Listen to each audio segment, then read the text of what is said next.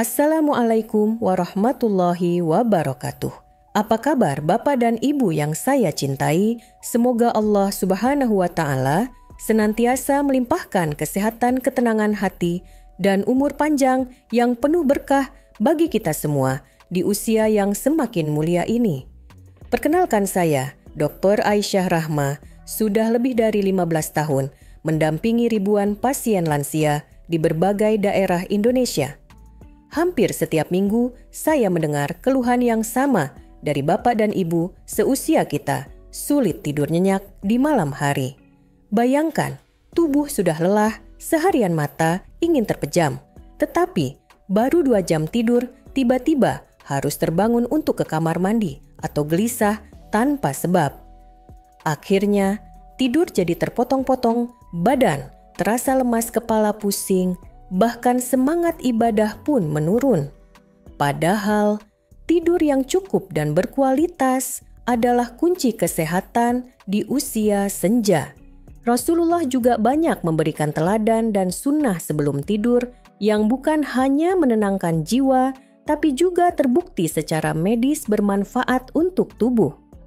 Dalam video ini, saya akan berbagi 7 kebiasaan Islami sekaligus alami yang dapat membantu Bapak Ibu tidur lebih nyenyak, lebih tenang, dan insya Allah lebih sehat. Sebelum Anda menonton video, pastikan untuk menyukai berlangganan dan mengeklik lonceng notifikasi agar Anda tidak pernah melewatkan konten terbaru kami. 1. Berwudu.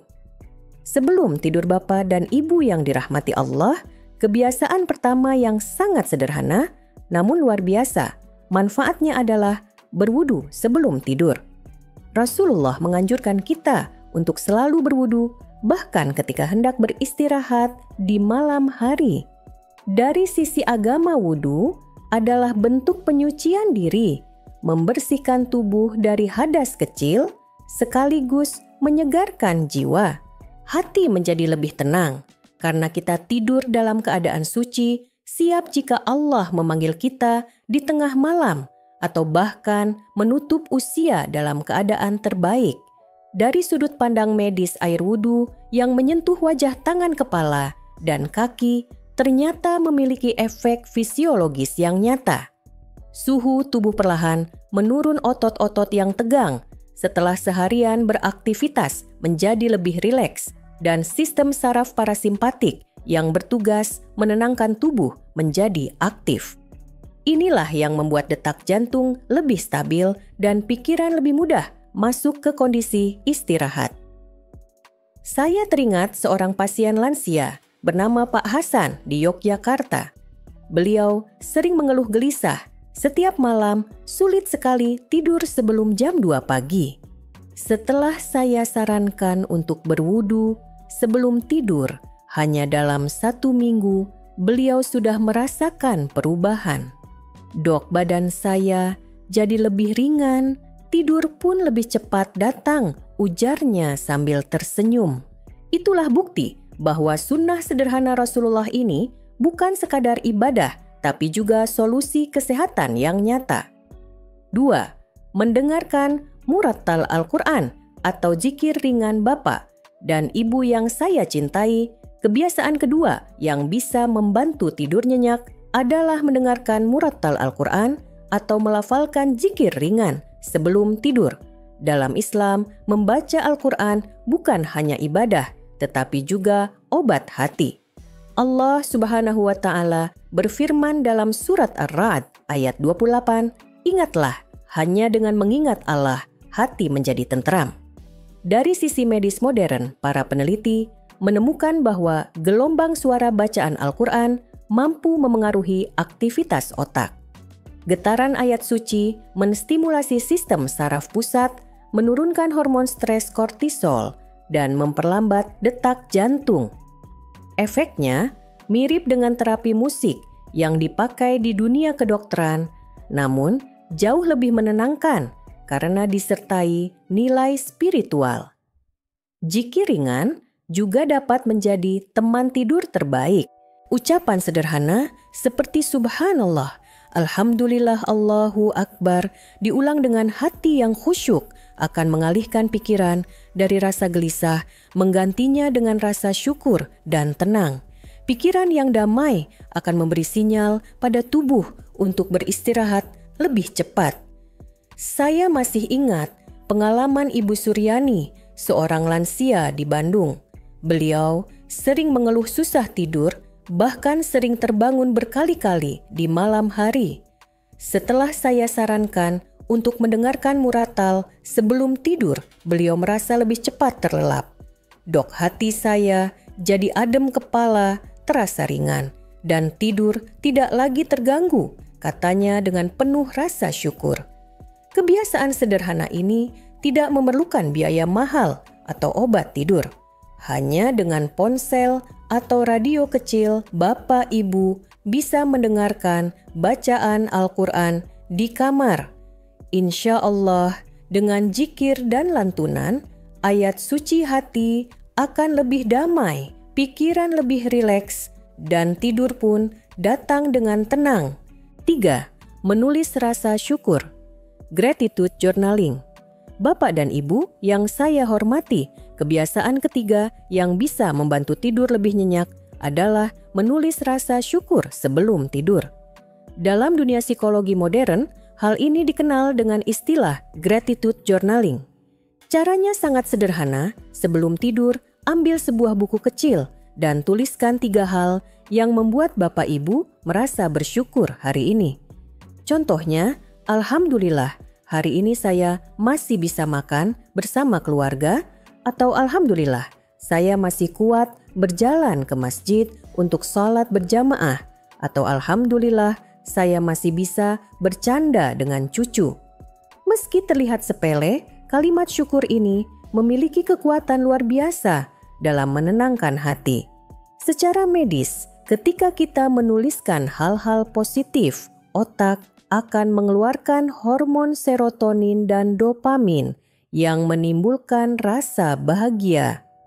Hormon stres seperti kortisol menurun sehingga tubuh menjadi lebih rileks. Pikiran positif yang mendominasi otak membuat kita lebih mudah untuk terlelap dan tidur lebih lama tanpa gelisah. Saya teringat kisah Pak Slaman, seorang pensiunan guru dari Surabaya. Beliau sering mengeluh sulit tidur karena pikirannya penuh kekhawatiran tentang kesehatan. Setelah mencoba menulis rasa syukur, setiap malam beliau berkata, "Dok, saya jadi lebih tenang. Ternyata banyak nikmat yang sering saya lupakan. Sekarang tidur saya lebih cepat dan nyenyak." Dengan menulis syukur, kita belajar fokus pada nikmat Allah yang masih kita rasakan, bukan hanya pada kesulitan. Hati pun jadi lebih lapang dan tidur datang lebih mudah. 4. Minum ramuan herbal, hangat teh chamomile atau susu kunyit Bapak dan Ibu yang saya cintai. Kebiasaan berikutnya yang tak kalah penting adalah minum ramuan herbal hangat sebelum tidur. 2 pilihan yang paling populer dan terbukti bermanfaat adalah teh chamomile dan susu kunyit hangat golden milk. Chamomile sudah dikenal sejak zaman Mesir kuno sebagai tanaman penenang alami. Dalam dunia medis modern, chamomile terbukti meningkatkan kadar GABA di otak, yaitu zat kimia yang berfungsi menenangkan sistem saraf. Hasilnya, pikiran lebih tenang, otot-otot tubuh lebih rileks, dan kita bisa lebih cepat masuk ke fase tidur nyenyak deep sleep. Selain itu, chamomile juga memiliki sifat antiinflamasi ringan, membantu meredakan nyeri otot atau sendi yang sering dialami oleh lansia. Banyak pasien lansia yang saya temui mengatakan bahwa segelas teh chamomile hangat di malam hari membuat tubuh mereka terasa lebih ringan dan tidur pun lebih pulas. Alternatif lainnya adalah susu kunyit hangat yang populer dalam pengobatan tradisional India dengan nama golden milk. Campuran susu hangat dengan kunyit dan sedikit madu dapat menjadi ramuan yang menenangkan. Kunyit memiliki kandungan kurkumin yang bersifat antioksidan dan antiinflamasi. Kombinasi ini membantu mengurangi peradangan, merilekskan otot, serta meningkatkan produksi hormon melatonin, hormon alami yang mengatur siklus tidur. Saya masih ingat Ibu Rahmah dari Bogor, seorang pasien lansia yang sering mengeluh tidur gelisah karena nyeri lutut. Setelah rutin minum susu kunyit hangat, setiap malam beliau berkata, "Dok, badan saya lebih enteng lutut, tidak terlalu sakit, dan saya bisa tidur lebih lama." Ramuan sederhana ini mudah dibuat di rumah, murah dan alami. Tidak perlu obat tidur kimia, cukup dengan segelas herbal hangat, insya Allah tidur menjadi lebih tenang dan berkualitas. 5. Membaca doa tidur. Rasulullah Bapak dan Ibu yang dirahmati Allah, kebiasaan berikutnya yang sangat dianjurkan adalah membaca doa sebelum tidur, sebagaimana dicontohkan Rasulullah. Sunnah ini mungkin terlihat sederhana, hanya sebaris doa Bismikallahumma amutu wa ahya bismika Allahumma amutu wa ahya. Dengan namamu ya Allah, aku mati dan aku hidup. Doa singkat ini memiliki makna yang sangat dalam. Ketika kita mengucapkannya, kita menyerahkan jiwa dan raga sepenuhnya kepada Allah. Tidur adalah kematian kecil, dan doa ini menjadi pengingat bahwa hidup dan mati sepenuhnya berada di tangannya. Dari sisi spiritual, doa sebelum tidur memberikan rasa aman dan terlindungi.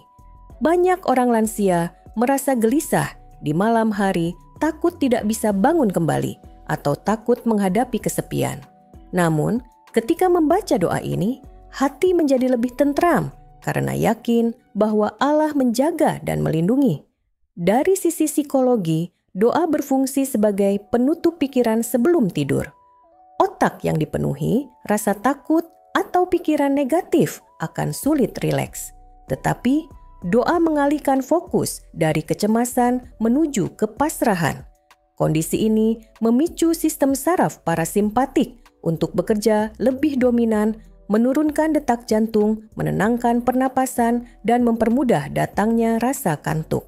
Saya masih ingat kisah Pak Abdullah, seorang pensiunan dari Semarang. Beliau sering merasa takut saat malam tiba karena pernah mengalami serangan jantung ringan. Setelah saya anjurkan membaca doa tidur Rasulullah secara konsisten, beliau bercerita, "Dok, hati saya jauh lebih damai. Tidur saya nyenyak, tidak lagi dipenuhi rasa takut. Doa bukan hanya ibadah, tetapi juga terapi batin. Dengan doa kita tidak hanya menyiapkan tubuh untuk beristirahat, tetapi juga menyiapkan jiwa agar tenang. Insya Allah tidur menjadi lebih nyenyak dan ketika terbangun hati terasa segar serta penuh syukur." 6.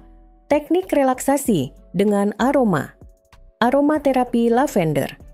Bapak dan Ibu yang saya hormati, kebiasaan berikutnya yang dapat membantu tidur lebih nyenyak adalah menggunakan aromaterapi, khususnya aroma lavender. Lavender telah digunakan selama berabad-abad dalam pengobatan tradisional sebagai penenang alami. Dalam dunia medis modern, banyak penelitian yang membuktikan bahwa minyak esensial lavender mampu menurunkan tekanan darah, memperlambat ritme pernapasan, serta membuat gelombang otak masuk ke fase slow wave sleep atau tidur dalam. Tidur dalam ini sangat penting bagi lansia karena pada fase inilah tubuh melakukan proses perbaikan sel, memperkuat sistem imun, dan menyegarkan fungsi otak. Sayangnya, banyak orang lanjut usia kesulitan mencapai fase tidur ini karena rasa gelisah, nyeri sendi, atau sering terbangun untuk buang air kecil. Dengan bantuan aromaterapi tubuh, lebih mudah rileks dan peluang untuk mencapai tidur berkualitas pun meningkat. Cara penggunaannya pun mudah. Bapak dan Ibu bisa meneteskan minyak lavender ke dalam diffuser sehingga aromanya menyebar lembut ke seluruh ruangan.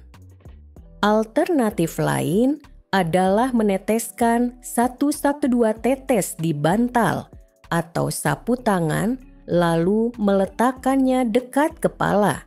Untuk yang suka mandi air hangat sebelum tidur, bisa juga meneteskan beberapa tetes minyak lavender ke dalam air mandi. Saya masih ingat pengalaman Bu Fatimah dari Solo. Beliau sering mengalami insomnia bertahun-tahun. Setelah mencoba aromaterapi lavender yang saya sarankan, beliau berkata, "Dok, baru kali ini saya bisa tidur lelap tanpa terbangun berkali-kali. Rasanya tenang sekali. Selain lavender, beberapa aroma lain seperti kamomil atau melati juga bisa memberi efek menenangkan. Namun, lavender adalah yang paling banyak diteliti secara ilmiah. Kebiasaan kecil ini tidak membutuhkan obat tidak mahal dan sangat aman untuk lansia. Dengan aromaterapi, suasana kamar tidur menjadi lebih nyaman, pikiran lebih tenang, dan insya Allah tidur lebih dalam serta menyegarkan." 7. Latihan. Ringan yoga, stretching. Islami Bapak dan Ibu yang saya cintai, kebiasaan terakhir yang dapat membantu tidur lebih nyenyak adalah melakukan latihan ringan atau peregangan sebelum tidur. Tidak perlu gerakan sulit seperti senam berat, cukup beberapa menit dengan gerakan sederhana yang menenangkan tubuh. Dalam Islam, posisi duduk tasyahud atau duduk bersila sambil menarik napas perlahan bisa menjadi bentuk stretching Islami yang menenangkan. Gerakan sederhana ini melancarkan sirkulasi darah, merilekskan otot, dan mengurangi kekakuan sendi. Hal ini sangat penting bagi lansia yang sering merasa pegal atau kaku di malam hari sehingga sulit tidur. Secara medis, stretching ringan membantu tubuh melepaskan hormon endorfin yang memberikan rasa nyaman. Selain itu, pernapasan dalam dan teratur saat stretching juga mengaktifkan sistem saraf parasimpatik, bagian dari sistem saraf yang membuat tubuh rileks, menurunkan detak jantung, serta mempersiapkan tubuh untuk beristirahat. Saya masih ingat kisah Pak Hadi, seorang pensiunan di Surabaya yang sering mengeluh nyeri pinggang menjelang tidur. Setelah saya sarankan melakukan peregangan ringan hanya 5-10 menit sebelum tidur, beliau berkata, "Dok, badan saya lebih enteng, tidak lagi sakit dan tidur lebih cepat datang." Bapak dan Ibu, jangan meremehkan gerakan kecil ini. Dengan rutin stretching sederhana, setiap malam tubuh menjadi lebih rileks, rasa sakit berkurang, dan tidur pun datang lebih mudah serta berkualitas. Bapak dan Ibu yang dirahmati Allah, kita telah membahas bersama 7 kebiasaan Islami dan alami yang bisa membantu tidur lebih nyenyak di usia senja. Mulai dari berwudu sebelum tidur, mendengarkan murattal Al-Quran atau berzikir, menulis rasa syukur, minum ramuan herbal hangat, membaca doa tidur, Rasulullah menggunakan aromaterapi lavender, hingga melakukan stretching Islami. Semuanya adalah langkah sederhana, murah aman, dan penuh berkah jika dilakukan dengan niat yang ikhlas. Ingatlah, tidur yang berkualitas bukan hanya tentang istirahat fisik, tetapi juga kesehatan mental, ketenangan jiwa, dan kekuatan spiritual. Ketika tidur, kita teratur tubuh, terasa lebih segar, otak lebih jernih, daya ingat lebih kuat, bahkan ibadah pun lebih semangat. Sebaliknya, kurang tidur bisa menyebabkan tubuh lemah, pikiran kacau, dan penyakit mudah datang.